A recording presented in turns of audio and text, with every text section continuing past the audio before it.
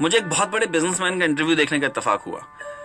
اس نے بہت کام کی باتیں کی. اس میں کہتا ہے کہ کامیابی اور ترقی کا تعلیم سے کوئی تعلق نہیں ہے. اگر تعلیم سے پیسہ کمایا جا سکتا تو دنیا کا ہر پروفیسر ارب پتی ہوتا. اس وقت دنیا میں تقریباً 950 ارب پتی لوگ ہیں. ان میں سے کوئی ایک بھی پروفیسر یا ماہر تعلیم نہیں ہے. کہتا ہے انسان کی معاشی زندگی تب شروع ہوتی ہے جب وہ اپنے کام کا آغاز کرتا ہے.